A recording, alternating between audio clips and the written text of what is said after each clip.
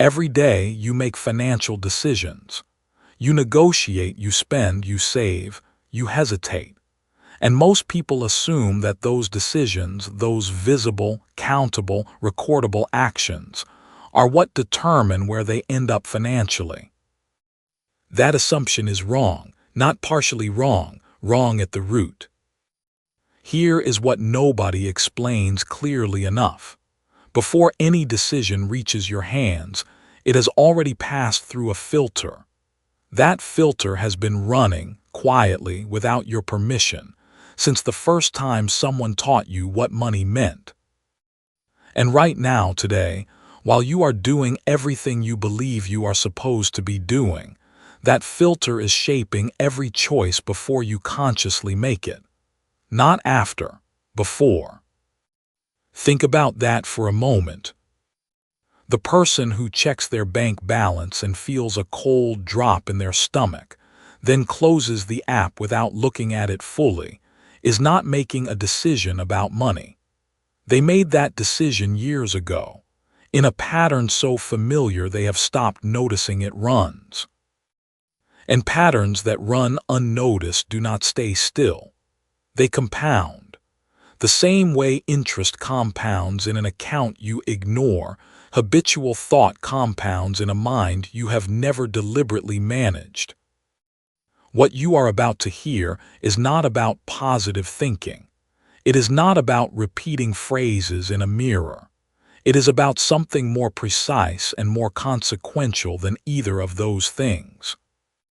Your mind is already building something, right now, every hour, whether you have given it instructions or not.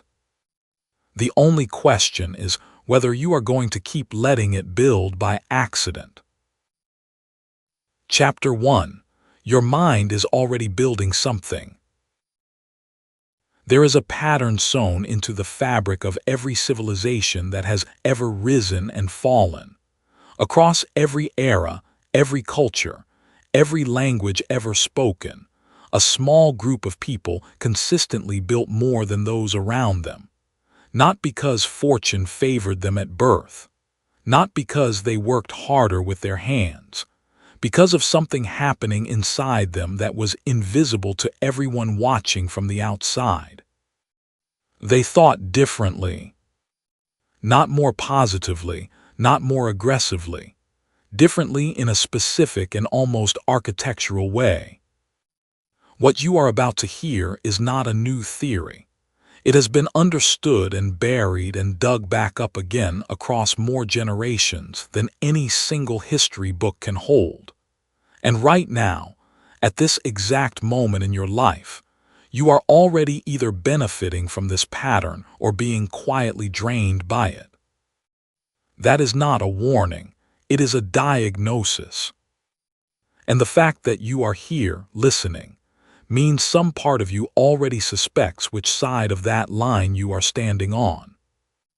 Here is the question this book will answer. Not what should you do with your money, but what is your mind already doing to it every single day without your permission? Think about a construction site. You have walked past one before, the kind where a building is rising floor by floor, wrapped in scaffolding and noise and dust. From the street on any given Tuesday, it does not look like much. You cannot see the completed structure yet. You can only see the raw materials being assembled, the process, the work in progress. What you cannot see, and what almost nobody standing on that street thinks to ask, is this: who designed the blueprint? Every building that ever stood started as a mental event, a thought someone had, a repeated set of ideas that became plans, then materials, then structure, then something you can walk into and live your life inside. The building did not begin with the first nail. It began in someone's mind, long before anyone showed up at the lot. Your financial life is a building. And right now, whether you have been paying attention or not, construction is already underway. This is the thing most people never pause long enough to see. You are not waiting for your life to begin being built. It is being built right now, today, from the only raw material that every human being has in equal daily supply: thought. The question is not whether construction is happening. The question is who drew the blueprint. Let the open loop begin here. There is something about the way your mind builds that most people get completely backwards. That misunderstanding is costing them more than any bad investment ever could. You will see exactly what that reversal is before this chapter is done. But first, you need to see the sight clearly. Picture 10 years of your life laid out from above, like a map. Not the events, not the jobs or the relationships or the wins and the losses. Those are just the buildings already standing. Look instead at what was running underneath all of it. The thoughts you returned to most often when you were alone. The internal commentary that played on a loop while you drove, while you waited, while you lay awake at 3 in the morning. What were those thoughts mostly about? Were they mostly about possibility or mostly about protection? Were they running towards something or bracing for impact? You do not have to answer out loud, but do not let the question slide past without actually sitting inside it for a moment. Because those thoughts, the ones that felt like background noise, were not background at all. They were blueprints. They were the invisible instructions that your decisions, your words, your habits, your tolerances, and your ceilings were all being built from. Every single day. Here is where we need to talk about compound interest. You know this term from finance. Money placed in the right environment does not simply add, it multiplies over time, earning returns on its returns. The difference between starting early and starting late is not small. It is staggering. $1 invested at 20 compounds into something almost unrecognizable at 50. Not because of discipline or talent, because of time and the nature of multiplication. Your thoughts work the same way. A thought you think once is not significant. A thought you think 100 times starts to become a belief. A belief you hold for a year starts to become a lens. A lens you look through for a decade becomes invisible. You no longer see it as a belief at all. You see it as reality. And from inside that reality, you make every financial decision you will ever make. This is not metaphor.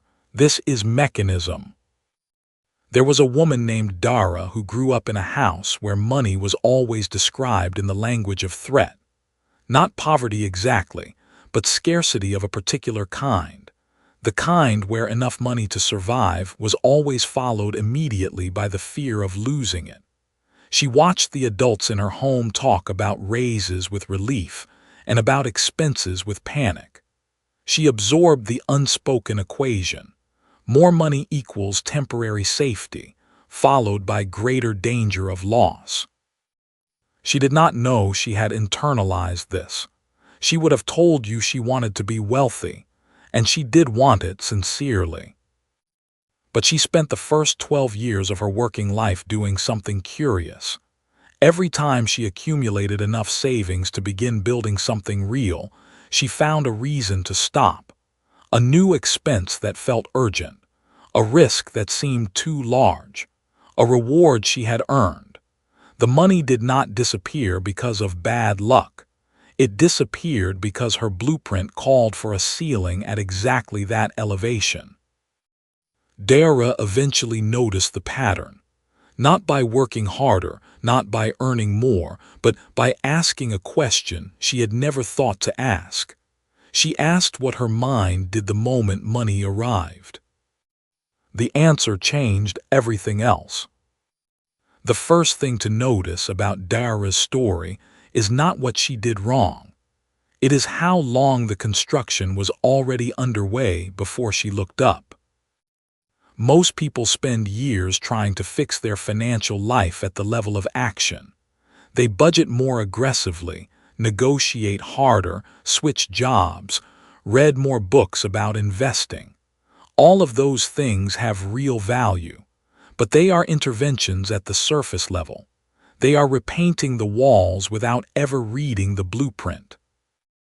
And so the same rooms keep appearing, over and over, no matter how many times you redecorate. The revelation is this, and it is worth slowing down to hear it clearly. Neutral thinking does not exist. There is no such thing as a thought that has no financial consequence. Every habitual thought you carry is either a deposit or a withdrawal.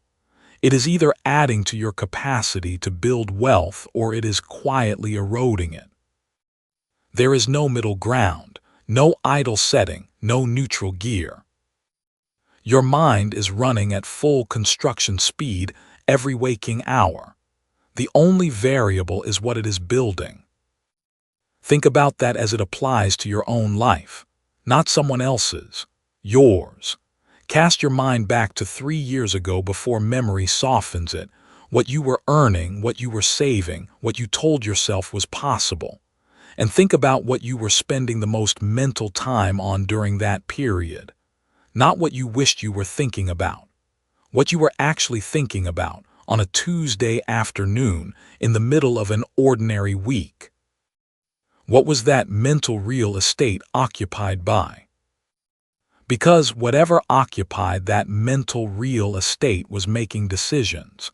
It was selecting which opportunities you noticed and which you ignored. It was setting the ceiling on what you felt you deserved to ask for. It was determining the level of risk you could tolerate before fear overrode reason. Your conscious choices were real. But they were downstream from something you never chose directly. Now here is the part that matters more. That pattern is not locked. A construction site is not a finished building. Scaffolding can be replaced. Blueprints can be redrawn.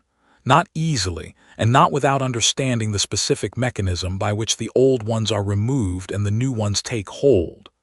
But it can be done. People do it. Not the dramatic before and after version you see in advertisements, but the quieter, more durable version, where someone begins to notice what their mind is building, and then begins, carefully and deliberately, to build something else. Down the line in this book, we will reach an idea about willpower and financial discipline that pushes directly against the usual belief. When that idea snaps into focus, it changes how you use both.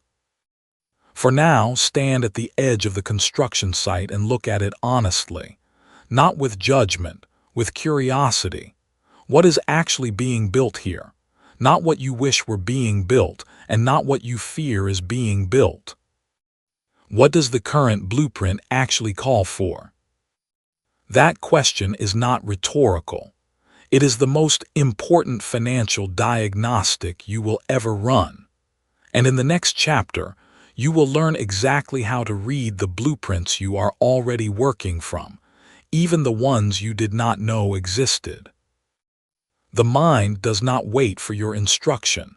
It is building right now. Chapter 2. Financial advice cannot fix a broken frequency. Here is something almost every person in your position believes. You believe that what stands between you and financial stability is the right information. One more book, one more video, one more strategy, framework, or system, and this time it will finally click. Almost everyone who has ever felt behind with money has believed this exact thing. And it is wrong, not partially wrong, not a little off. The belief itself is the ceiling. The information was never the missing piece. No amount of it will move you until you understand what is actually happening beneath every financial decision you have ever made. That explanation is coming. But first, you need to sit with the discomfort of what you just heard. The resistance you might be feeling right now, that small defensive voice saying, "Wait, I just haven't found the right advice yet," that voice is precisely what this chapter is about. The mind does not wait for your instruction. It is building right now. So the real question is not whether construction is happening. The real question is what you are building and whether you ever consciously chose the blueprint. Think about how much financial content you have consumed in the last 3 years, not as a criticism, as an honest inventory.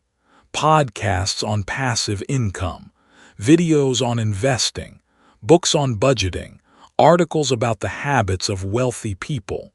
You absorbed words about compound interest, emergency funds, index funds, diversification, the latte effect, the 50-30-20 rule. You nodded. You took notes, maybe.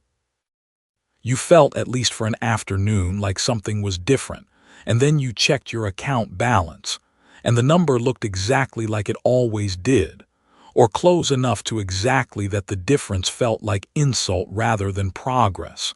This is not your failure of discipline. It is not laziness. It is something far more structural, and once you see it, the whole pattern will make a different kind of sense. There is a woman named Darian. She was 31, worked in pharmaceutical sales, made decent money by most external measures, and had read 11 books on personal finance in 4 years. She could explain dollar-cost averaging at a dinner party. She knew the historical average return of the S&P 500. She had a spreadsheet with her projected retirement savings at 65. She had all of it. What she did not have was a savings account that ever grew past a certain number before some invisible force seemed to drain it. Every time she got close to $2,000 saved, something happened. A car expense, a trip she felt she deserved, a purchase she could not clearly explain 3 weeks later. The pattern repeated with such precision that her best friend called it her reset button. Like her account had a ceiling, and the ceiling had been set by something other than math. One evening, Darian sat down and did something she had never done with any financial book. She stopped reading about her money. She started listening to what she thought about her money, not the advice she had received, her actual unfiltered thoughts. The ones that ran before she was fully awake in the morning, the ones that arrived when she checked her phone, the ones that sat quietly behind every purchase. What she found was not a lack of knowledge. What she found was a loop, a set of beliefs running on automatic that no spreadsheet had ever touched. Things like, money always runs out eventually. People like me don't hold onto wealth. I'm good at earning it but not keeping it. She had been building with those thoughts every single day, as faithfully as a mason who shows up and lays bricks whether or not anyone is watching. The blueprint was already drawn. She just hadn't seen it. This is the gap that financial education cannot cross, not because the education is useless. Knowing how a compound interest account works is genuinely useful, but knowing is not the same as defaulting. Your default is what runs when you are tired, stressed, distracted, or not paying attention. And most of your financial life happens at your default setting. Here is a harder truth. You can know every wealth principle ever written and still think yourself broke every single day. The knowledge lives in the part of your mind that handles deliberate thought. But the decisions that shape your actual financial reality, the hesitations, the splurges, the avoidances, the small quiet choices that seem inconsequential in the moment, those live somewhere else. They live in the habitual layer, the automatic layer, the layer that was built, brick by brick, long before you ever picked up a book on money. What gets deposited there is what compounds. Now consider what you have been depositing. This is the mirror moment, not a rhetorical question, an actual invitation to stop and think about your life specifically. Cast your mind back 3 years. 3 years ago today, what did you believe would be true about your finances by now? Where did you expect to be? Hold that image. Now look at where you are.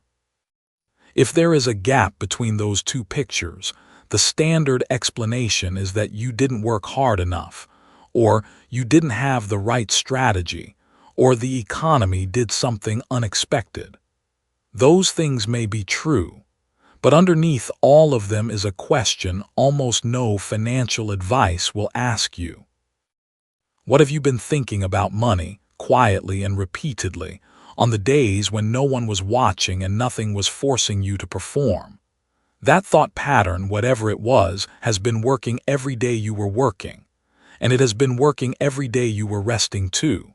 The unseen construction site never closes. Here is the open loop this chapter wants you to carry with you. There is a mechanism, a specific mental process that operates like compound interest.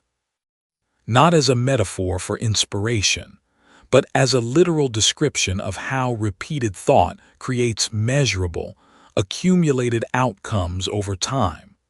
You have heard compound interest described as the eighth wonder of the world when applied to money. But no one has ever shown you what it looks like applied to cognition, to the actual cognitive deposits you make each day through the quality of your habitual thought. That mechanism will be named and mapped precisely in the chapters ahead. What you need right now is to understand why most people never reach it, because they spend years at the surface, adjusting their tactics while the underlying frequency remains untouched. Frequency is not a mystical word here. Forget any associations it carries from places that made it feel vague or uncomfortable. Use it as a technical description. Your frequency is the average quality of thought that runs in your mind about a given subject on an ordinary Tuesday, not the thought you have when you're feeling inspired. Not the thought you have when you've just finished an audiobook and you feel momentarily electric. The thought you have on a plain, unglamorous day when life is neutral and nothing is pushing you toward ambition. That thought is your frequency, and your frequency is your financial architecture. Most people have a Tuesday frequency about money that sounds like this. There is not enough. I am behind. This is going to be hard. Other people have advantages I don't. I don't know if I'm doing this right. Those thoughts feel like neutral observations. They feel like honesty, like realism, like being responsible and clear-eyed about your situation. They are not observations. They are deposits, and they are compounding. Every time a thought repeats, it reinforces the neural pattern that makes it more likely to recur, more likely to arrive first, more likely to color the interpretation of incoming information. A person with a scarcity frequency who learns about a new investment opportunity does not receive that information the same way someone with a growth frequency does. They receive the same words, but the words land on different ground, and what grows from different ground is never the same plant. This is why financial advice cannot fix a broken frequency. The advice is sound. The strategy is valid. But you are running it on a cognitive operating system that was built before you knew you had a choice about what to put inside it. The results reflect the system, not the strategy. There is good news inside all of this.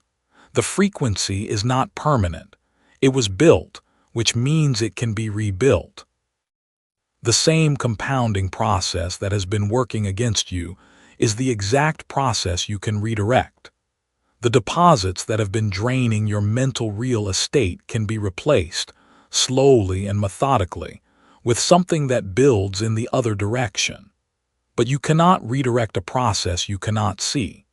So before anything else, before strategy, before tactics, before a single practical step, you need to see what is actually running. You need to walk onto the construction site and look at what is being built in your name, without your supervision, every single ordinary day. The gap between knowing and defaulting is where most financial lives are lost. What you default to is what you build. Chapter 3. Compound interest has a mental version. Thinking small costs more than thinking wrong. That sounds like the kind of soft wisdom you'd find stitched on a pillow. It is not. It is a precise description of a compounding process happening inside your mind right now, every day, whether you are managing it or ignoring it entirely. Here is what makes it urgent. The cost does not show up immediately. It accumulates quietly, the way debt does when you only pay the minimum, until one day the balance is enormous and you cannot remember how you got there.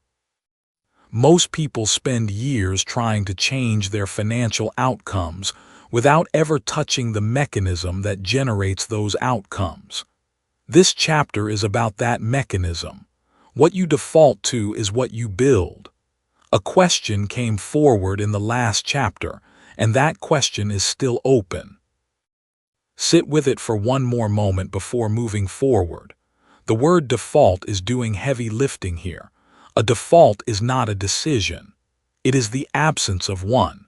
It is what runs when you are not paying attention, and most of your mental life runs on defaults. The question this chapter will answer is simple and slightly unsettling. What happens when those defaults compound? Here is the open loop you will carry through the next several minutes. There is a number, one specific number, that describes exactly how much your thinking quality changes in a single year if you improve it by just 1% each day. Most people, when they hear this number, do not believe it. By the time you reach the end of this chapter, you will not only believe it, you will feel it. And you will understand why ignoring it has been the most expensive thing you have ever done. Start with money because money is concrete and the math is clean. You know how compound interest works in a savings account. You put in $1. It earns a small return. That return gets added to the principal. Next period, the slightly larger amount earns the same rate. The growth is invisible for a long time, then it becomes dramatic. The rule of 72 tells you that money doubles at a calculable rate. A 7% annual return doubles your money roughly every 10 years. 2 doublings make 4 times. 3 make 8. The math is not magic. It is just patience meeting repetition. Now here is the part most financial books skip. The same arithmetic governs your mind. Every thought you have today influences the quality of the thought you have tomorrow, not in some poetic, hand-waving way. Literally, the neural pathways you use grow stronger with use. The questions you habitually ask sharpen your pattern recognition in the direction of those questions. The expectations you hold quietly filter the information you notice and the information you dismiss. Your mind is not a static container. It is a compounding system. And like every compounding system, the rate of return matters far more than the starting balance. 3 specific compounders determine your mental interest rate. The first is focus. Focus is not attention. People confuse these constantly. Attention is where your eyes go. Focus is what your mind returns to. A person with poor focus can give something their full attention for 30 minutes and walk away with nothing useful, because their mind kept drifting and snapping back. A person with trained focus notices things in the margins of a conversation that the distracted person misses entirely. Focus compounds. The more often you bring your mind back to a productive question, the faster your brain gets at finding productive answers. You are not just thinking better in that moment. You are training the mechanism that generates future thoughts. Remember the shape of your life at that point 3 years back and look at it plainly. Not geographically, mentally. What did you spend most of your idle time thinking about? Was it the problem in front of you, or was it the noise around the problem? The worry about what people thought, the comparison to someone doing better, the low hum of everything that might go wrong. Be honest. This is not an accusation. It is a diagnosis. The gap between where you expected to be 3 years ago and where you actually are right now is largely a compound interest story, and the interest rate was set by the quality of your default focus. The second compounder is expectation. This one is subtle. It gets misread as wishful thinking, so let's be precise. Expectation does not mean hoping for something good. Expectation is the baseline assumption you carry about what is probable for you. A person who expects to struggle reads the same business article differently than a person who expects to build something. The first person scans it for confirmation that things are hard. The second person scans it for technique. Same article, same words, completely different download. Expectation filters reality before you consciously process it. It is the lens in front of everything you see, and it compounds. What you expect shapes what you attempt. What you attempt shapes what you experience. What you experience feeds back into what you expect.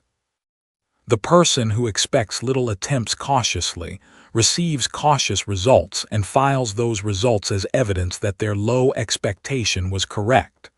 The loop closes. Repeat it for 10 years and you have a decade of compounded low return on a mind that was fully capable of more. Here is what cuts through that loop. Not positive thinking, not affirmations. Those can be useful, but they are surface-level tools.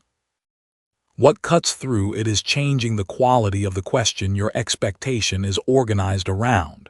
Instead of the unconscious question, how do I avoid failing here? The compounding question is what would have to be true for this to work. The first question focuses mental resources on threat. The second focuses them on architecture. Same situation, different interest rate. The third compounder is interpretation. Something happens. That something is neutral at least for a fraction of a second before your mind assigns it meaning. The meaning you assign determines what you do next. What you do next creates new circumstances. Those new circumstances present new things to interpret. This is the fastest compounding cycle of the three. It runs dozens of times per day. A rejected email, a slow month, a comment from someone you respect. A number in a bank account that is lower than you wanted. Every one of these gets interpreted in either a way that preserves your forward motion or a way that erodes it. Neither interpretation changes the fact. Both interpretations change the next action. The mental real estate your interpretations occupy is not neutral space. Every square foot of it is under construction, constantly. You are always building something in there, whether you have approved the blueprints or not. The person who interprets a slow month as evidence that nothing works goes quiet, pulls back, stops making the deposits of effort and attention the thing requires. The person who interprets the same slow month as data, just data, not verdict, adjusts one variable and keeps making deposits. 1 year of these daily interpretations, compounded, produces outcomes that look like they came from different planets. Now here is the number. If you improve the quality of your thinking by 1% each day, just 1%, the size of a small adjustment, a slightly better question, a slightly more useful interpretation, a slightly sharper focus. The math of compounding produces a specific result over 365 days. 1% daily improvement compounded does not produce 11% improvement over a year. It produces 3,700% improvement, 37 times better. That is not an analogy. That is the arithmetic of 1.01 raised to the power of 365. Wait, really? Yes. Now do the same calculation in the other direction. 1% worse per day for a year does not produce 11% worse. It produces roughly 3% of your original capacity, not a small decline, a near total erosion. This is why the cost of defaulting to low-quality thought is not the cost of a bad day. It is the cost of a compounding process moving in the wrong direction for a year, or 3 years, or a decade. Here is a concrete way to feel your current mental interest rate. Think of a financial goal you have been holding for 2 years or more, something you told yourself was coming. Now ask 3 questions. When you think about that goal in idle moments, does your mind go to what you are building or to what could go wrong? When you hit a hard week, what does your expectation tell you that means? And when something does not go as planned, how quickly does your interpretation turn useful? What can I extract from this versus heavy? Why does this keep happening to me? Those 3 questions map directly to your focus compounder, your expectation compounder, and your interpretation compounder. The answers tell you your rate. This is not about pressure. It is about precision. A financial advisor who tells you your portfolio is returning 2% when it should be returning 7% is not attacking you. They are showing you where the adjustment lives. That is what this is. A look at the return on your most valuable asset. And the deposit required to improve that return is not dramatic. It does not require 2 hours of journaling or a complete reinvention of how you think. It requires 1%. One question you catch before it becomes a spiral. One expectation you examine before it filters out something useful. One interpretation you redirect from verdict to data. Each one of those is a deposit into a compounding account that runs quietly in the background of your entire life. It makes interest while you sleep. It accumulates in ways that will not show up dramatically this week, but will be unrecognizable to you in 3 years if you begin making deposits today. The open loop closes here. The number was 37 times. That is the multiplier on daily 1% improvement over a year. But notice what it also means. The return is not on some abstract potential version of you. It is on every thought you are already having every day in the direction of what you want most. The machine is already running. You are already making deposits or withdrawals right now with every default and every deliberate choice. The only question is what rate you are running at, and whether the interest is working for you or quietly building a debt you have not yet been asked to pay. Chapter 4. Your default thought is your real strategy. Right now, while you are reading this, money is moving, not toward you or away from you in some dramatic single event. In the small, invisible daily direction set by something you have never once sat down to examine. Every financial moment you encounter, your brain fires a response before you have time to think. A job offer lands in your inbox and something tightens. A friend mentions a side income, and something inside you immediately says why that would not work for you. A bill arrives and the feeling that follows does not just last a second. It sets the tone for the entire hour that comes after. That automatic response is not random. It is trained. It has been firing so long and so reliably that you stopped noticing it exists. And that is the problem. The thought you do not choose is the one quietly, consistently, invisibly running your financial life. Not your bank account, not your salary, not the economy. The thought that fires before you even know you are thinking. This chapter is going to show you what that thought is, how it was built, and what it costs you every single day it goes unexamined. Think about the phrase compound interest for a moment.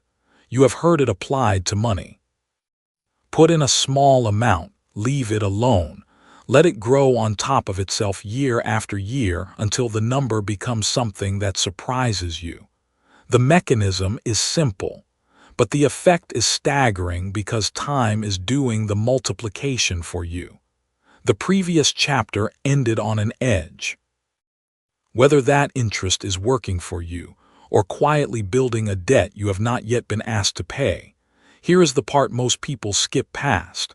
That same mechanism is running inside your head every single day. Your thoughts are not separate events. They compound. The one you think most often becomes the one you think automatically. And the one you think automatically becomes the one that makes your decisions in the moments that matter most. What is the cost of the wrong automatic thought? That is the open question this chapter carries. Hold it for now. The answer is going to arrive in a form you probably are not expecting. Jonah was 31 years old and working a salary that felt like a ceiling, not a floor, a ceiling. He was good at his work. His manager knew it. His colleagues knew it.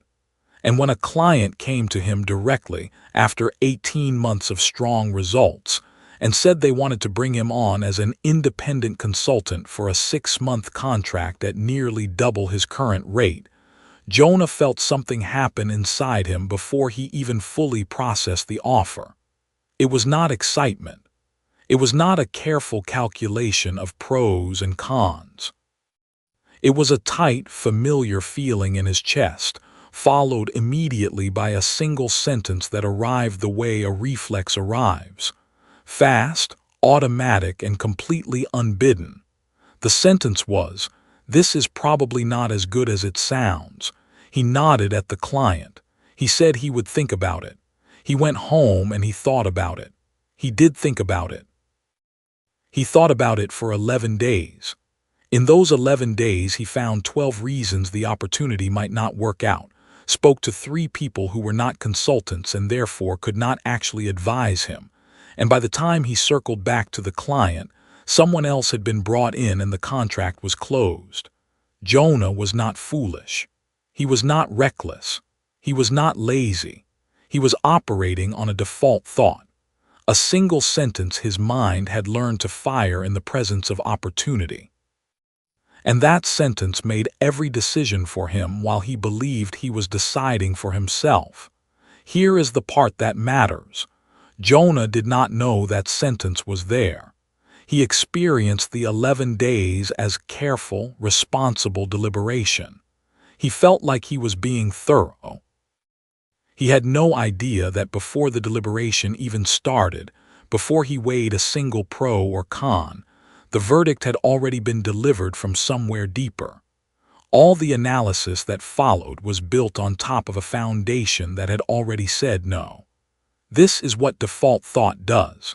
It does not announce itself as a decision. It announces itself as a feeling. And then your rational mind, not knowing the feeling came first, picks up evidence to support it and calls the whole process thinking. That tight feeling in Jonah's chest was not wisdom. It was a deposit made years earlier, in moments he had probably forgotten, that had grown enough interest to now run the show without his permission. Look back at the season you were in at that point 3 years back and look at it plainly. Not in general terms, specifically. What were you earning? What opportunity did you pass on, or hesitate on, or talk yourself out of before you even gave yourself a real answer? What feeling came up in that moment and what did you do with it? Did you examine it, or did you follow it without knowing you were following it? Most people, if they sit with this honestly, can name at least one moment where something promising appeared and something automatic inside them moved away from it before any real thought could happen. That automatic movement is not bad character. It is trained behavior, and trained behavior can be retrained, but only after you can see it clearly. So what is your default thought? Not the thought you would like to have. Not the thought you think you should have, the one that actually fires. Here is one way to find it. The next time you encounter a financial moment, a number that surprises you, an offer, a price tag, a conversation about money, do not react and then analyze the reaction. Instead, pause for exactly 1 second before you do anything. In that 1 second, listen for the first sentence your mind produces. Not the second sentence, which is already a response to the first. The first one. The one that arrives before you have a chance to compose yourself. That sentence is the most honest information you have ever collected about your own financial operating system. For some people, the first sentence is, "This is too good for me." For others it is, "This is probably a trap." For others it is, "I do not have what it takes to handle this." For others still, it is something more specific. A number they believe represents their ceiling. A role they believe someone like them does not hold. A form of wealth they have quietly marked as belonging to people who are different from them in some way they could not fully articulate if they tried. The sentence is different for everyone. The mechanism is identical. And here is what makes this difficult to see. That default thought is not loud. It does not arrive as a voice you can identify and argue with. It arrives as a sensation that already feels like the truth. It feels like realism. It feels like common sense. It feels most dangerously like self-protection, which means every time you honor it, every time you follow its lead and stay inside the boundary it draws, you feel responsible. You feel careful. You feel like you are doing the right thing, and the cost keeps compounding while you feel fine about it. That is the invisible mechanism, not bad luck, not a broken economy, not wrong timing. A sentence. One repeating, automatic, trusted sentence that arrived before you even knew a decision was being made. There is a question worth sitting with here. If your default thought is the real strategy, and it is, then what has your actual strategy been? Not the goals you wrote down, not the plans you made, not the income you intended to build. What has the thought that fires first, the one you trust most because it feels like instinct, actually been directing you to do and not to do, month after month, year after year, compounding its way into the life you are currently living? That is not a comfortable question, but it is the most useful one in this book so far, because here is what this means on the other side. If the default thought has been building the wrong structure, it means the wrong structure was never permanent. The construction site, the one you are building on every single day whether you know it or not, has always been responsive to what you put into it. Concrete sets, yes, but it can be broken up. New foundations can be poured.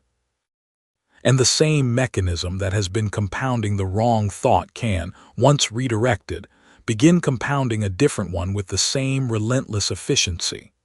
A little later, you will come to a point about how long it takes to change a financial habit that pushes directly against the usual belief. Once that lands, it shifts how quickly you decide to act. But that comes later. Right now, the thing to understand is this. Jonah eventually figured out what his default thought was.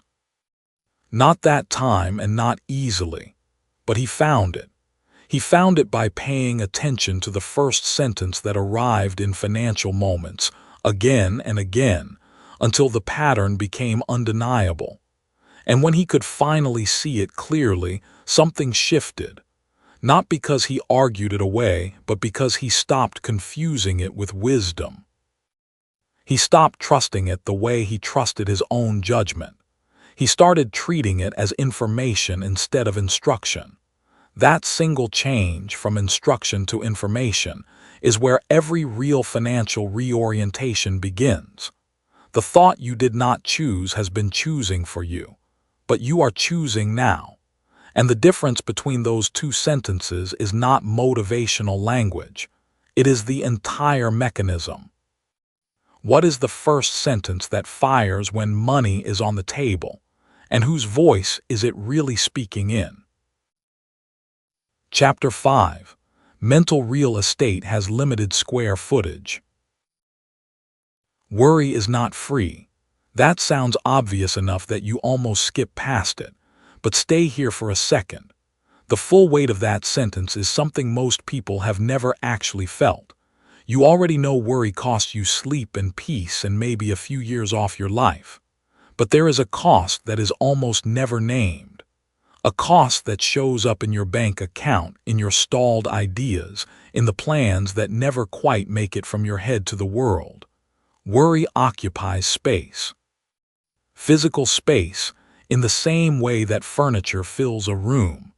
And space, whether you are talking about a studio apartment or the working capacity of your own mind, is finite. There is only so much of it. When worry moves in, something else has to move out. That is not a metaphor. That is how cognition works. And once you see what is being evicted to make room for your anxiety, you will never let worry squat rent-free again. That question from the last chapter is still sitting with you, or it should be. Whose voice fires first when money is on the table? Where did that voice come from? Hold that question. This chapter is going to show you the room that voice lives in. And more importantly, what it has been pushing out. Here is the picture you need to carry through this chapter. Your mind has square footage. Not infinite, not expandable on demand. A fixed, working amount of cognitive space at any given moment. Think of it as a property. You own it. You inherited some of its architecture, some of its quirks, the way light comes through in certain rooms. But you are the one paying the mortgage. You are the landlord. And right now, if you are feeling financially stuck, if the number in your account is smaller than the number in your head, there is a very good chance your property is poorly zoned. High-value tenants are not getting in because the low-value ones have been there so long they have painted over the walls. Zoning laws in a city determine what kind of business can operate where. You do not put a paint factory next to a school. You do not allow 6 competing gas stations on the same block. There are rules that protect the value of the surrounding area. Your mind needs zoning laws too. Without them, you end up with a strange mix of tenants. Chronic comparison lives next to a half-formed business idea. Replayed embarrassment from 4 years ago takes up the corner lot where your problem-solving capacity used to sit. Low-grade anxiety about a bill due Friday spreads like a stain through 3 or 4 adjacent mental blocks. Every thought that touches money starts to feel heavy and contaminated. This is the occupancy problem. And most people have no idea how bad their occupancy is because they have never done the audit. So let's do it now. Think about this past week, not in vague terms. Think specifically about Monday morning, the first 20 minutes after you woke up. What were you thinking about? If money was anywhere in that picture, what flavor was it? Was it a plan, a possibility, a number you were moving toward? Or was it a bill, a comparison, a gap between where you are and where someone else seems to be? That is one data point. Now multiply it by the other mornings. Multiply it by the drive to work or the walk or the shower. Multiply it by the last 10 minutes before you fell asleep. What was occupying the property during all of that time? This is your mirror moment, not a judgment. Just a reading of what is actually in residence. Because here is the part that should disturb you, not to paralyze you, but to move you. Every anxious thought about money is actively evicting a productive thought about money. Not passively, not neutrally, actively. The mind does not hold both at once with equal ease. When you are running the mental calculation of whether you can afford something, feeling the low hum of shame that comes with that calculation, you are not simultaneously running the mental calculation of how to generate more. The circuitry overlaps. The bandwidth is shared. Anxiety about the present colonizes the space where ideas about the future are supposed to live. Researchers who study working memory use the term cognitive load. It describes how much your mind is actively processing at a given moment. High cognitive load from stress, worry, and scarcity thinking does not leave you less efficient. It leaves you measurably, documentably less intelligent. Not your potential, your available intelligence in that moment. A mind under financial anxiety is a mind working with a portion of its capacity taken offline. This is not a character flaw. It is a mechanical reality, but it means something important. The person who seems to make clearer decisions, who spots opportunities you missed, who follows through while you stall, that person is not necessarily smarter than you. They may simply be operating with more of their property occupied by useful tenants. Now here is the counterintuitive part. The one you did not expect. Some positive thinking is also bad real estate use. Not all of it. Carefully targeted, deliberately constructed positive thinking is one of the most productive tenants a mind can host. But there is a version of positive thinking that is just the comfortable, low-effort kind. The kind where you picture the outcome without ever running the mental reps of how to get there. Where you spend real cognitive time imagining the apartment, the car, the number in the account, but the imagining functions as a release valve rather than a construction plan. It feels productive. It is warm and pleasant and your body relaxes. But when you step back and look at the property, what did that visualization actually build? What problem did it solve? What path did it open? If the answer is nothing, then that thought, warm as it was still a squatter. It took up space and paid no rent. This is not an argument against vision.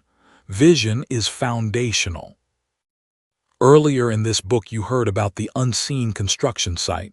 The idea that the building you are going to live in for the next decade is being framed right now by what you habitually think. Vision is the blueprint, but a blueprint pinned to the wall and admired every morning is not construction. Construction requires working thoughts, problem-solving thoughts, decision thoughts, the kind of thinking that turns a possibility into a plan into an action, and an action into a structure that compounds. Further on, you will come to a point about the relationship between belief and action that pushes directly against the usual belief. When that becomes clear, it shifts not just how you think, but the order in which you do things. But for now, stay with the property. Marcus ran a small landscaping operation out of a truck he half-owned. He was good at the work, better than good. He could walk a yard and see in about 40 seconds what it needed, and his client stayed because that eye was real. But Marcus carried a number in his head at all times. Not a goal number, a fear number. It was the amount he owed on the truck, plus the amount behind on 2 credit cards, plus the amount his brother had lent him 18 months ago and never once mentioned. Marcus thought about it constantly. That number lived in the front room of his mind. It had the best light. Every morning it was the first thing up, and every evening it sat across from him at dinner.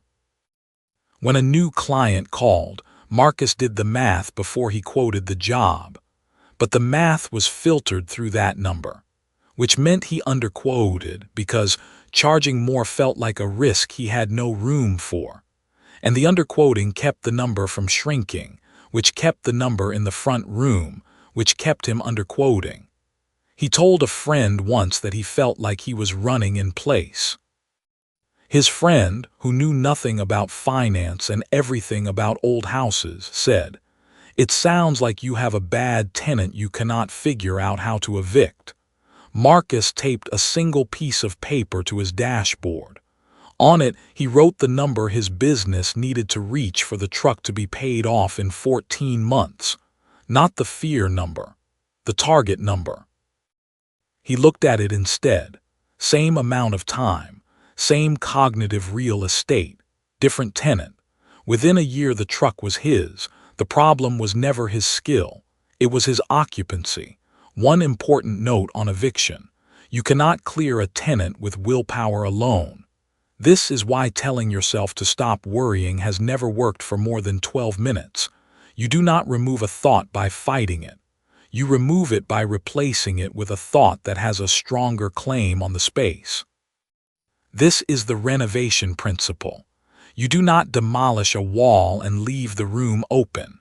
You know what lives in open rooms. The same clutter that was there before, or worse. You renovate by putting something intentional where the old thing lived. So the audit you ran earlier, that list of what has been occupying your mental property, that is not just diagnosis. It is the demolition plan. Each slot you identify as low-value real estate is a slot you can now deliberately rezone, not with vague positivity, with a specific productive tenant, a question you are genuinely trying to answer, a problem you are actively working on, a number you are moving toward. These are the thoughts that pay rent. These are the deposits that compound. Because here is the thing about mental real estate and compound interest. A productive thought does not just occupy space. It generates. It attracts related thoughts. It connects to information you already have in ways that idle or anxious thinking never would. One honest, well-placed working thought can pull 3 others out of storage and assemble them into something useful. That is the beginning of compound mental interest, and it starts not with a massive overhaul, but with a single rezoning decision. You own the property. The question is not whether you can afford better tenants. The question is whether you are willing to serve notice to the ones who have been living there for free. What are you going to put in the room once the worry moves out? Chapter 6. Rich people think longer than you do. Something is quietly being removed from your life without asking your permission. Not by a person, not by a system, not by bad luck. It is being taken by time itself, and it compounds every single day you do not see it. The money you are not building this month is not just this month's money. It is the decade of return that money would have produced. It is the option you will not have at 43 because you did not plant something at 29. And it disappears without drama. No alarm sounds. No letter arrives. It simply does not exist. One morning, years from now, you will look back and feel the weight of a gap you cannot name. The mechanism behind that gap is not intelligence. It is not access. It is not even effort. It is the length of time you hold a thought before you act on it. That is what this chapter is about. Not what you think, how far forward you think. And once you understand the difference, you will never look at a decision the same way again. That question from the end of the last chapter is still sitting in the air. What are you going to put in the room once the worry moves out? The room is real. The space is there. But most people leave it empty or fill it back up with the same noise wearing a slightly different face. This chapter is about what actually belongs there.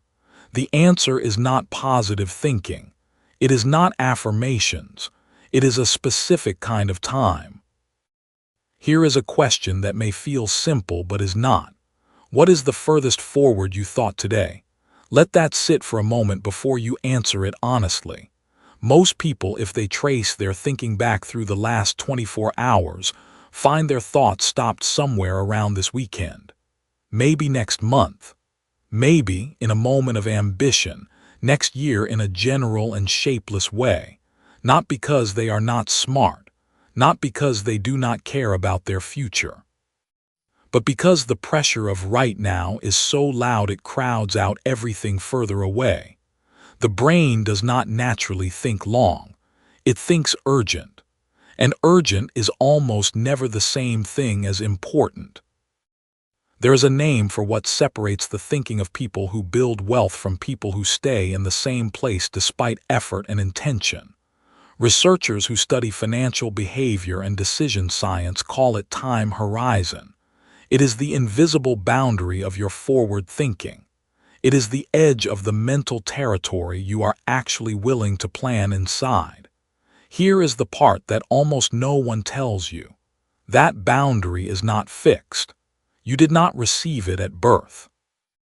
It was shaped by your environment, by the conversations around your table growing up, by the financial pressures that trained your attention to stay close to the present. It can be reshaped, and reshaping it is one of the highest return investments you will ever make. Now meet two people, same city, same job, same paycheck arriving on the same day of every month. The first is Marcus. Marcus earns $47,000 a year working in logistics. He is not careless with money. He pays his bills on time. He works hard and he is respected. But Marcus thinks in a window of about 48 hours. When extra money arrives, the question his mind immediately asks is, what does this solve right now? The car needs the brake job. The phone screen is cracked. His girlfriend's birthday is this Friday. These are real needs. These are legitimate. But when they are answered, the money is gone and Marcus is standing in the same spot he was in 2 months ago. Maybe a little more comfortable, but no further forward. Marcus is not failing. He is responding to life as it presents itself to him, moment by moment, need by need. The problem is that life never stops presenting itself. There will always be another Friday. The second person is Yolanda. Yolanda earns $44,000 a year doing administrative work at a clinic. She makes less than Marcus. But Yolanda thinks 10 years out, not in a dreamy or vague way, in a specific and structural way. When extra money arrives, the first question her mind asks is not, what does this solve right now? It is, where does this belong in the picture I am building? 3 years ago, she opened an account she does not look at often. She contributes to it in amounts that feel almost embarrassingly small. $60 here, $90 there. But that account now has the momentum of a small engine. And more importantly, the habit of asking where does this belong has restructured every other financial decision she makes. The 10-year picture is always in the room when she is deciding. In 7 years, Yolanda will have options that Marcus cannot imagine, not because she earned more, because she thought further. That is the whole thing. That is the engine. Return to the season you were in at that point 3 years back and look at it plainly. The version of you from that moment. What were the thoughts that occupied most of your mental real estate in those days? Were they close and urgent? Were they 3-day thoughts, 2-week thoughts? Or were some of them stretching out toward a real and specific future? Now look at where you are today. The distance between where you were and where you are is almost exactly proportional to how far forward your thinking was reaching in those earlier days. Not perfectly. Life brings chaos that no thought can fully account for, but the correlation is there. You can feel it if you look honestly. What you consistently think about at the greatest distance is what you are consistently building toward. Now here is the part that most conversations about time horizon miss entirely. They treat it as a decision, as if you simply choose to think long and then you do. That is not how the mind actually works. The mind does not hold long-range thought unless you give it something specific enough to hold. Vague futures dissolve. They evaporate under the pressure of the present. What stays is the concrete thing, the specific number, the particular image, the exact sequence of steps that begins today and arrives somewhere real. This is where the exercise comes in, not as a worksheet, not as a journaling prompt you will bookmark and forget, as something you do in the next quiet moment you have with nothing else open and nothing else demanding your attention. Here is the exercise. Pick a point 10 years out, not a fantasy. Not a number you chose because it sounds impressive. A real number tied to a real life. What would it mean for your actual daily experience to be financially different a decade from now? Not the abstract version, the specific version.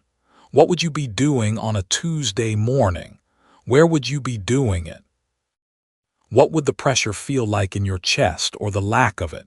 Sit inside that picture until it produces a feeling, because feelings are the currency the mind actually moves in. Once you have the picture and the feeling, walk it backward.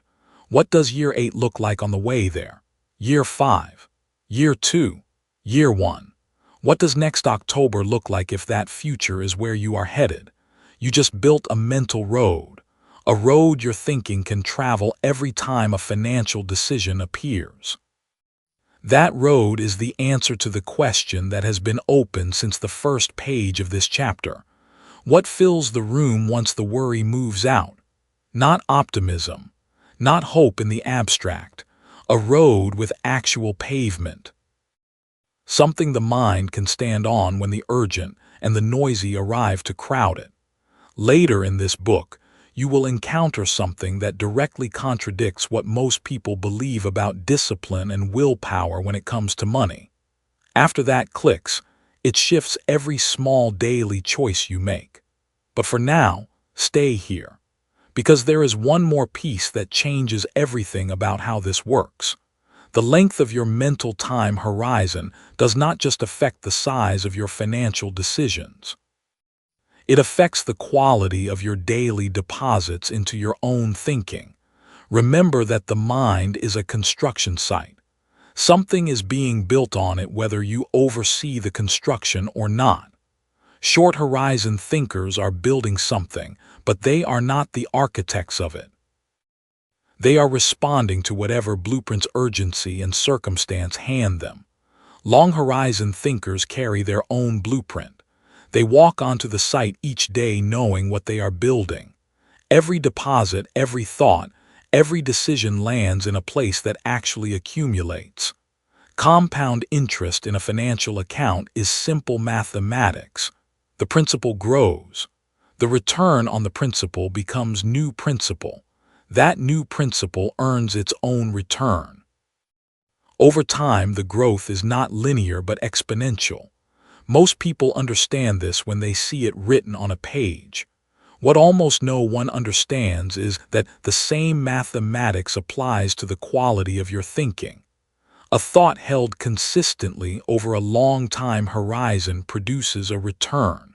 That return becomes the new baseline. The new baseline produces a higher quality thought. And over 10 years, the person who ran this process looks back and cannot explain to someone with a 48-hour horizon how they arrived where they are. Because the mechanism was invisible and daily and small. It was never dramatic. It compounded. You are not behind because you did not earn enough or try hard enough. You are behind if you are behind, because no one taught you to think in the time frame where wealth actually lives. Now you know the frame. The only question left is how far forward you are willing to carry your thinking, starting from this exact moment. Chapter 7.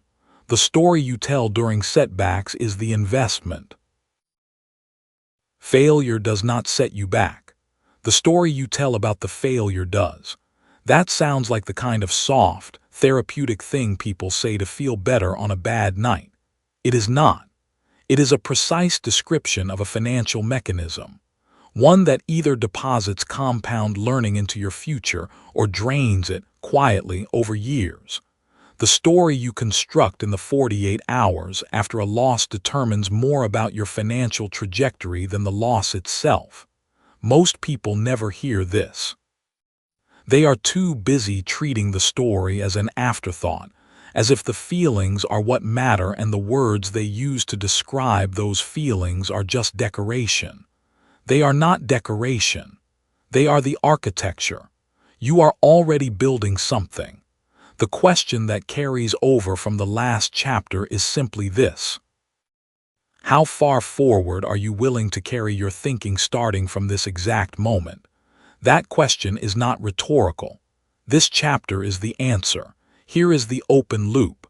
There are two versions of the same life.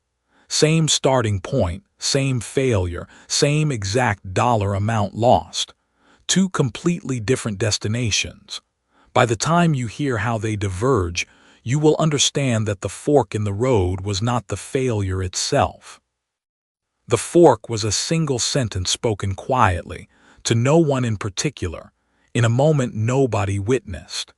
Consider Rosa. 31 years old, Rosa had spent 2 years building a small import business out of her apartment in Cleveland. She sourced handmade ceramic goods from artisans in Oaxaca and sold them wholesale to home goods boutiques along the East Coast. It was not a glamorous business. It was a clipboard, a spreadsheet, and 60 cold emails a week.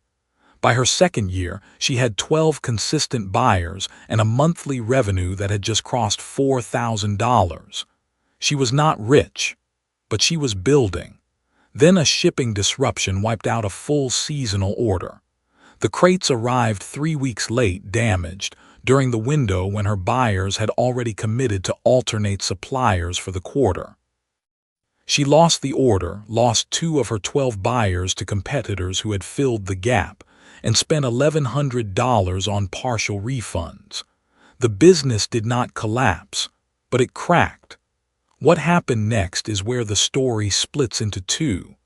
In the first version, Rosa sat down that evening and said, out loud to a friend on the phone, "I think the universe is telling me this isn't for me," she said it once. Then she said it again in a different way, "Maybe I'm just not cut out for the logistics side of this." By the end of the week, she had said a version of that sentence 14 times in 14 different conversations. Each time, the people around her nodded because they loved her. Each time, the story calcified a little more. Within 90 days, she had quietly stopped sending cold emails. Within 6 months, she had stopped thinking of herself as someone who runs a business. The failure did not end her. The story did. In the second version, Rosa sat down that same evening and said something different. She said, "I lost 2 buyers because I didn't have a backup shipping vendor." That is a solvable problem. She wrote it down, not as a journal entry or a therapy exercise, as a diagnosis. She was not minimizing the pain, she still felt it, but she chose the story that contained a door instead of a wall. Over the following 3 weeks, she researched freight alternatives, built a vendor redundancy plan into her operations, and contacted 4 new boutiques. She did not get all 4. She got one. But that one came from a new pitch she had refined after studying why the buyers who left had made the decision they did. 14 months later, Rosa had 22 buyers, a part-time assistant, and a revenue figure she would not have reached without the failure forcing her into the research she had been avoiding. Same woman, same failure, same loss, 2 stories. 2 entirely different constructions. Now take a breath. This is the part where you stop listening for a moment and start looking. Think about the last time something financial went wrong for you. Not a catastrophe, maybe. A deal that fell through. A month where the numbers didn't work. A side income that died before it started. What was the first sentence you said to someone about it? Not the full explanation. The first sentence. Because that sentence was a deposit or a withdrawal. It was the first brick in a structure you may still be living in right now. That is the mirror moment. Not because you need to feel guilty about the sentence you chose. You chose it because no one ever told you it was a choice. Now you know it is. Here is what is actually happening inside the brain during a setback. When something goes wrong financially, your mind searches for a cause. That search is instinctive. You are not doing it on purpose. It happens fast within minutes, and it reaches for the nearest available explanation. If you are tired, stressed, or surrounded by people who have their own unexamined failure narratives, the nearest explanation will almost always be about you rather than about the situation. It will be personal, permanent, and pervasive. Personal means you caused it. Permanent means it will keep happening.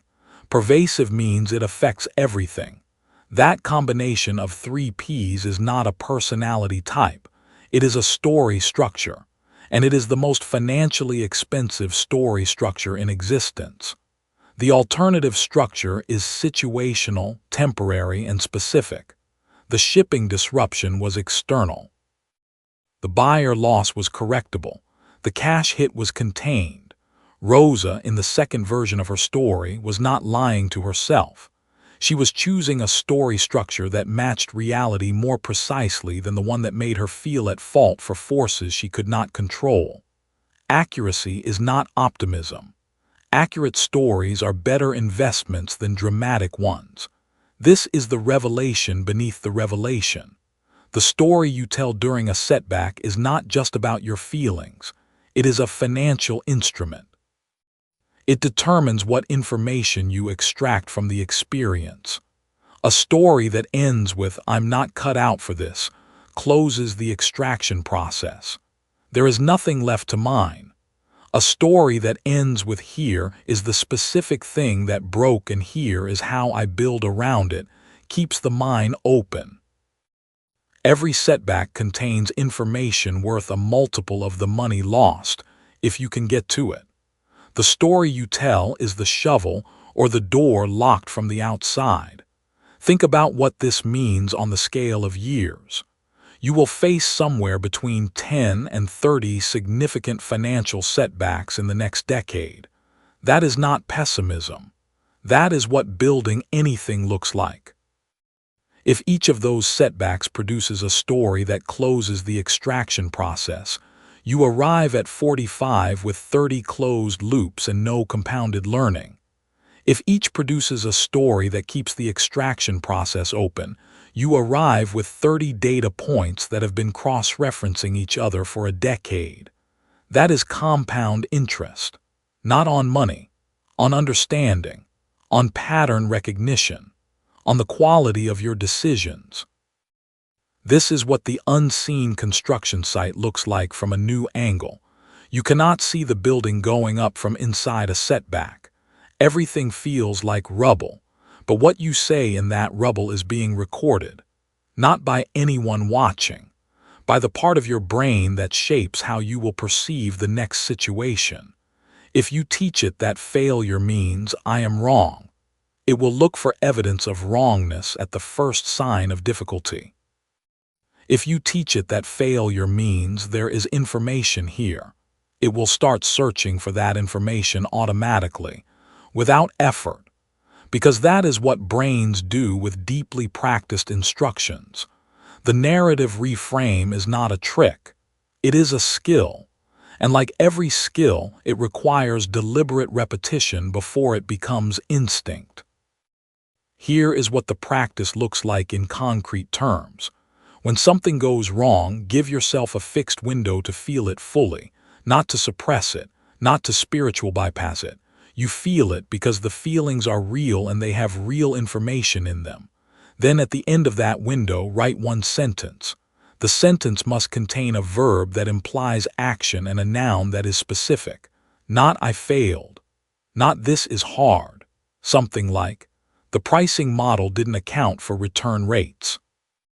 Or "The timeline was too aggressive for the team size I actually had." One sentence. Specific. Actionable. That sentence is the first deposit in a different account. Soon, you will come to a point about identity that pushes directly against the usual belief. Once you grasp that turn, it shifts how you present yourself to every person who matters to your financial future. But before you get there, carry this with you. Rosa's story matters not because of the happy ending. It matters because the divergence happened in a single evening, in a single sentence, in a moment of complete privacy. No one was grading her. No one was watching which version she chose. The market did not reward the better narrative with an immediate sign. The construction happened underground, invisible over months. That is how most of the real building happens, not in the visible wins, in the private stories told during the invisible losses. Here is the loop, closed. The fork in the road was not the failure. It was the sentence Rosa said the night the order fell apart. One sentence, spoken quietly to no one in particular, in a moment nobody witnessed. Setbacks are neutral, completely, utterly neutral. It is the story you assign them that becomes the asset or the liability that you carry, compounding into every decision that follows. So the only question worth sitting with tonight is this: what story have you been paying interest on without knowing it was a loan? Chapter 8. Install the thought before the outcome arrives. Something is draining out of your life right now, and it is not your bank account. It is time. Every day you spend thinking in patterns built for a smaller life is a day your mind is practicing for an outcome you do not want. Not dramatically, not with any obvious warning signal. Quietly, invisibly, with the steady efficiency of a leak in a wall you cannot see. The cost is not just today's version of the life you want. It is every version that would have grown from today. The decision you did not feel ready to make. The opportunity you recognized one beat too late. The offer you almost took seriously but talked yourself out of before anyone could hear you try. This is not about blame. This is about mechanics. There is a specific mechanism causing this, and it has a name. Your mind is rehearsing the wrong future. And because it has been doing so for years, the right future lands in front of you and feels foreign. So you let it pass. This chapter is about how to stop that, right now. The previous section left one question unresolved. What story have you been paying interest on without knowing it was a loan? Sit with that for just a moment longer before this chapter moves forward. That question is the bridge. On one side is the life built by inherited thought. On the other is the life built by installed thought. What you are about to learn is the difference between those two words: inherited, installed. This section starts with an unanswered question until the section closes it. There is a specific reason why two people can receive the exact same financial opportunity and have completely different outcomes. It has almost nothing to do with their education, their network, or how hard they work. Hold that question. The answer is coming, but it has to be earned. Think about a sprinter in the hours before a race. Not during, before.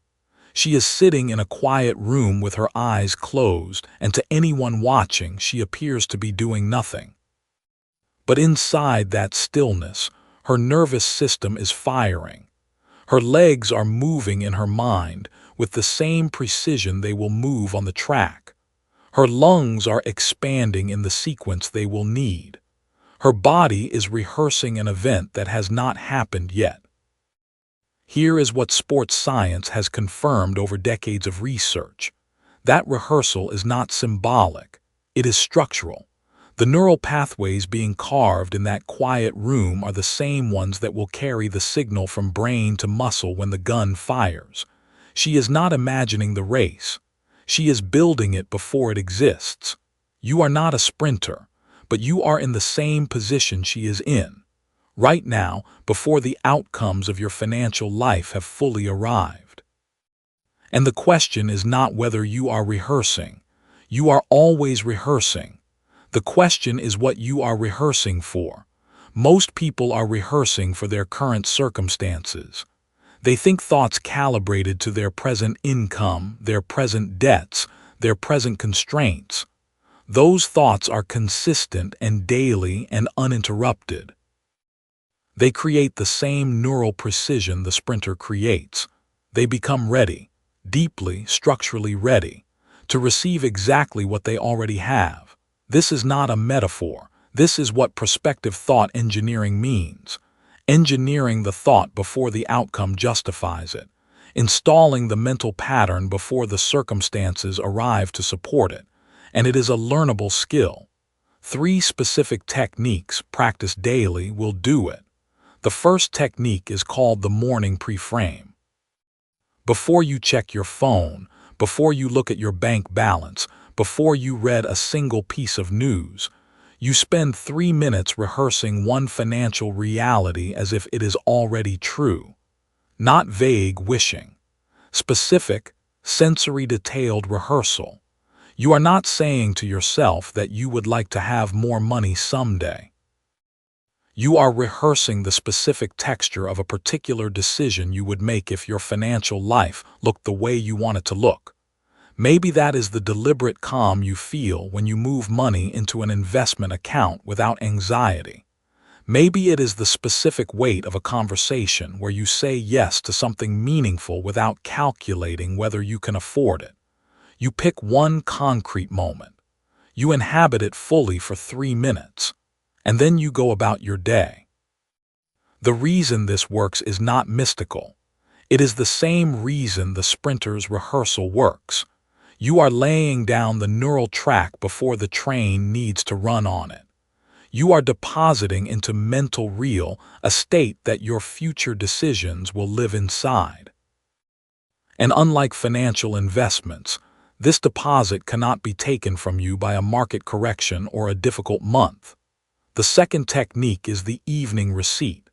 At the end of each day, you find one piece of evidence from that day, however small, that is consistent with the future you are rehearsing. Not evidence that the future has arrived, evidence that it is directionally true. Maybe you made a small financial decision with more patience than you usually would. Maybe you passed on something impulsive without internal suffering. Maybe you had a single thought about your finances that felt like the thought of the person you are becoming rather than the person you have been. You name it, out loud if possible, and you treat it as a deposit, not a result, a deposit. This matters because the mind preparing for wealth needs to be trained to recognize its own forward motion. Most people scan their days for evidence that nothing is changing. They find it easily because that is what they are looking for. The evening receipt retrains that scan. It teaches the pattern recognition system inside you to look in the other direction, toward motion, toward the construction already underway on the site you cannot yet see. Picture the season you were in at that point 3 years back and look at it plainly, not just financially, in how you thought about money, in what felt possible, in what conversations you were afraid to have. Now ask yourself how much of what you have right now you could not have imagined then, not in a grateful way, in a precise, observational way. You have already demonstrated that your inner landscape can shift over 3 years in ways that change your outer life. The only question worth pressing on is whether that shift happens by default or by design. There is a woman named Clara who managed a small events company in a city where the industry was contracting. She had been in business for 7 years. She was good at her work, careful with contracts, consistent with clients. But her mind, without her knowing it, was rehearsing scarcity. She checked her bank balance every morning before she made a single business decision. She priced her services based on what she feared clients would say no to rather than what her work was worth. She turned down a partnership with a larger agency because the scale of it felt, in her words, like it belonged to someone else's life. Then Clara did one thing differently. She started rehearsing one specific financial conversation each morning before it happened. She would sit for a few minutes and walk through the conversation with a client where she named her real rate, felt the steadiness in her voice, and heard the client say yes. Not every morning did she feel confident doing this. But she did it anyway. 6 months later, a conversation arrived that looked almost identical to the one she had been rehearsing. She named her rate. Her voice was steady. The client said yes. And what she noticed afterward was not triumph. What she noticed was recognition. The moment felt familiar. Her mind had been there before. She was ready because she had already been there. Now return to the open loop. Two people receive the same financial opportunity. Same introduction, same timing, same external conditions. One of them sees it and moves. The other sees it and flinches. The difference is not courage. It is not intelligence. It is not even desire. It is familiarity. One of them has rehearsed a version of themselves that belongs in that opportunity. Their mind reaches out to meet it. The other has not. Their mind has no template for this. It registers the opportunity as something foreign, something outside the boundary of what feels real. So the instinct is to wait, to think it over, to let it become a story they tell later about the time something almost happened. The mind that is ready for wealth recognizes it. The mind that is not prepared deflects it. This is not about positive thinking. This is about whether your internal landscape has been built to receive what the external world occasionally offers, which brings you to the third technique, the one that completes the bridge. It is called the identity close. Once each day, at any point, you speak a single sentence to yourself, not about what you want, about who you already are becoming, not about the goal, about the person. And the sentence must be written in the past tense, not because you are pretending the future has arrived, because the past tense carries a weight that the future tense cannot. The future tense is aspiration. The past tense is installation. I became someone who makes decisions from a position of financial clarity. I became someone who recognizes opportunity without flinching. One sentence, past tense. Once a day. You are not lying. You are laying the foundation before the house is visible. This is the final mechanism chapter. The bridge it is building is not between techniques and results. It is between thought and identity. Everything in this book has been pointing toward a single moment of internal reckoning. The moment when what you think about all day is no longer something you observe in yourself, but something you choose. Deliberately, daily, with the precision of someone who understands that the mind is not a passive receiver of circumstances. It is an active builder of them.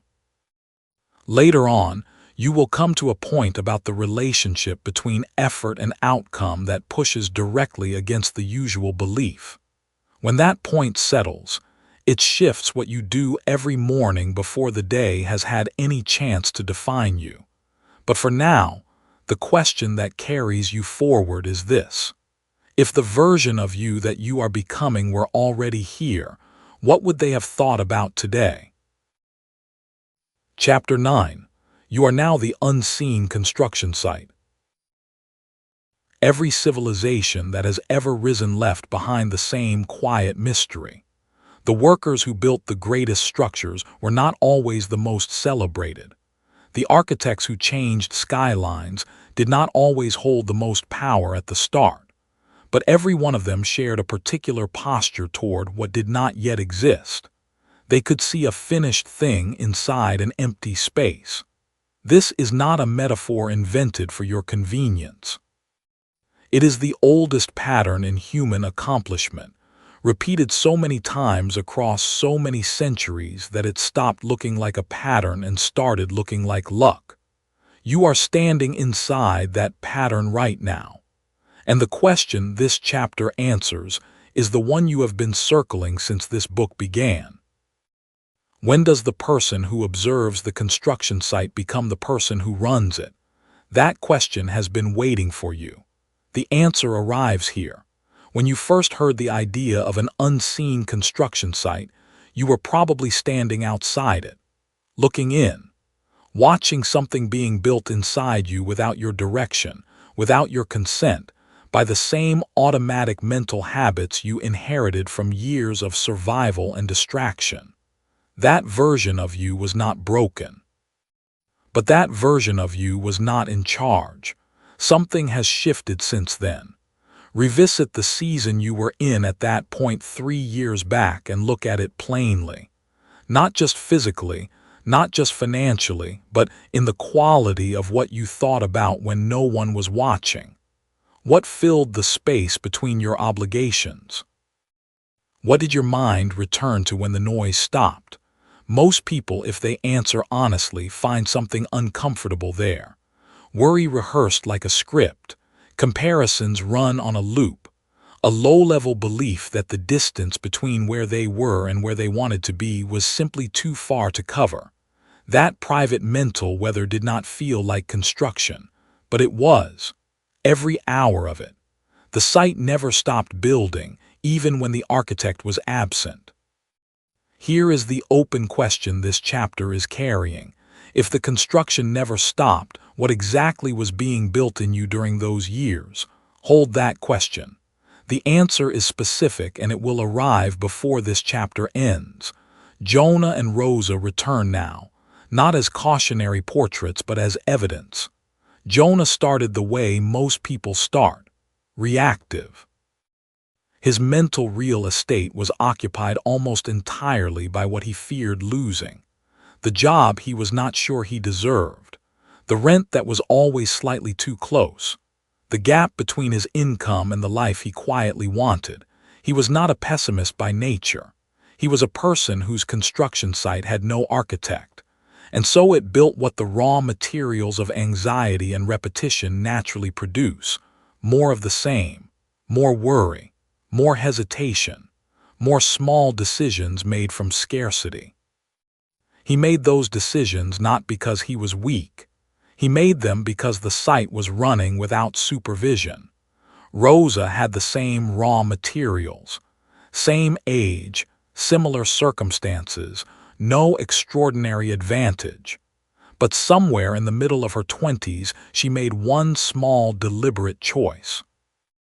She decided to notice what she was thinking about between tasks, not to fix it immediately, not to force positivity like a mask over something real, just to notice, and then to choose once per day one thought that belonged to the person she intended to become rather than the person she was afraid of remaining. One deposit, every single day.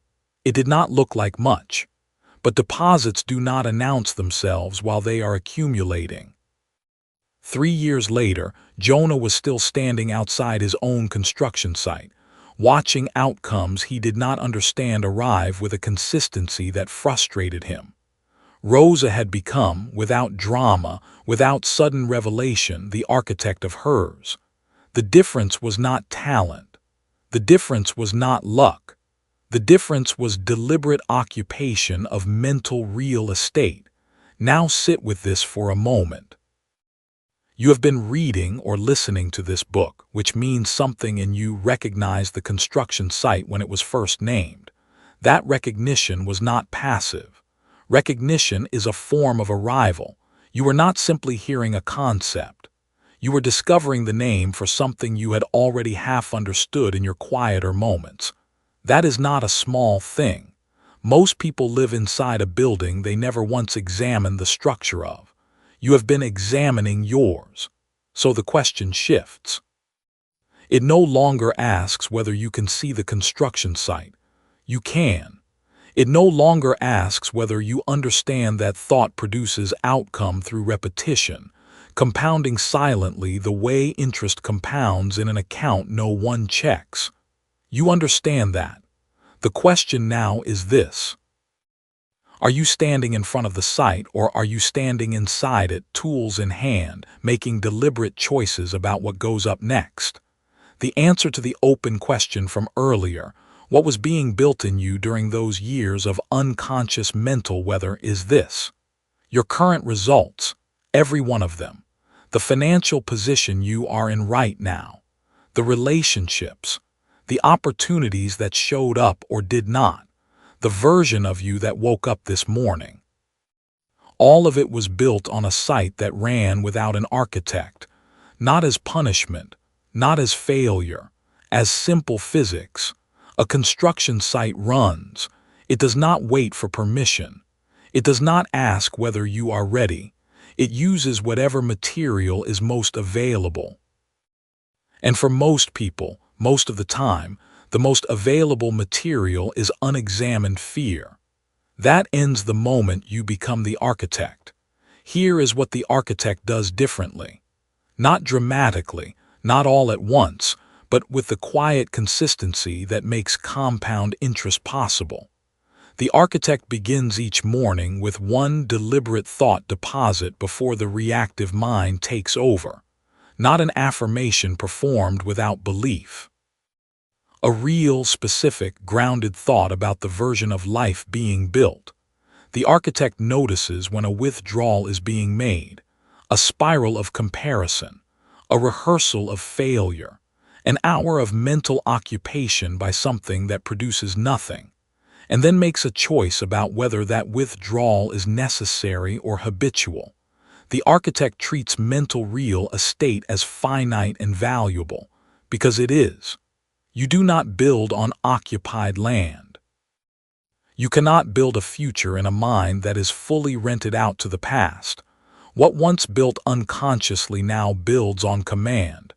Read that again with your full attention. It is not a slogan. It is the operational truth of everything this book has been moving toward. The construction site did not change. The materials did not change. What changed is who is running the operation.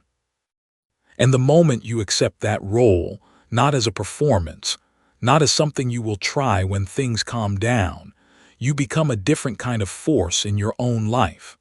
Compound interest is patient.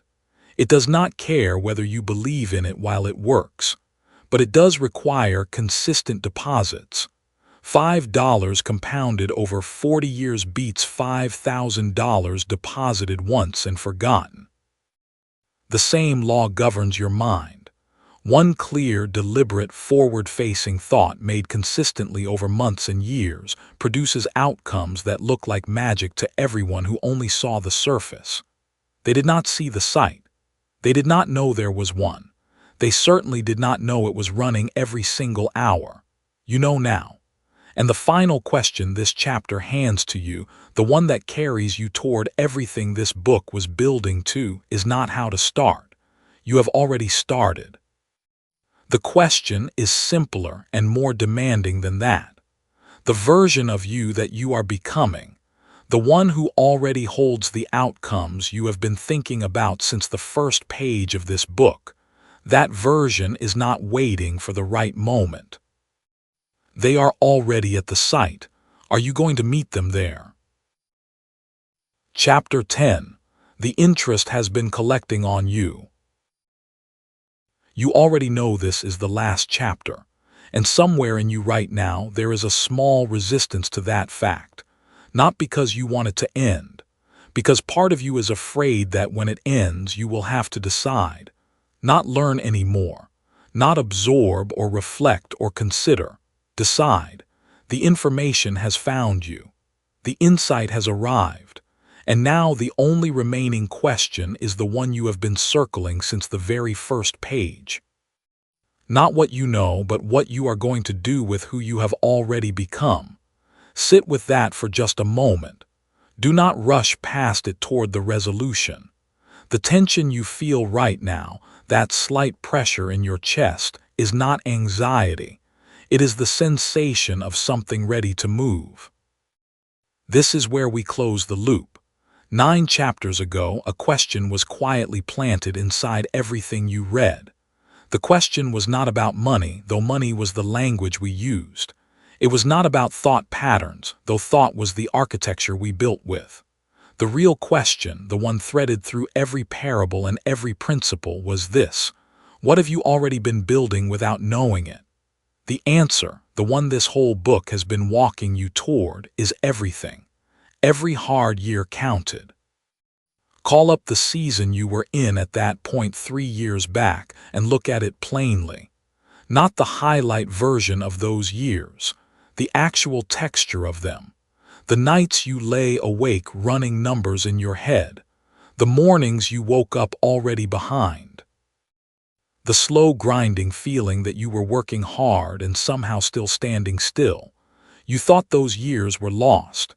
You thought the struggle was subtracted from your account, the way bad investments drain a portfolio. But that is not how compound interest works. Not in finance, and not in the ledger of a human life. Here is what was actually happening in those years. A woman named 𝗓𝗏 spent 4 years in a job she described as a waiting room.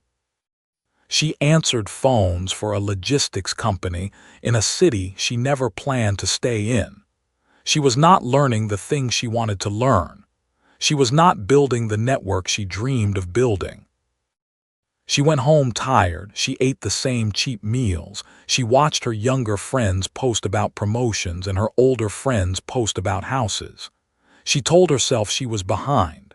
She told herself the years were draining away. What she did not see, what she could not see from inside those years, was what was actually being deposited.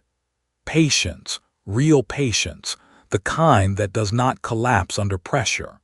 The ability to function clearly while carrying weight.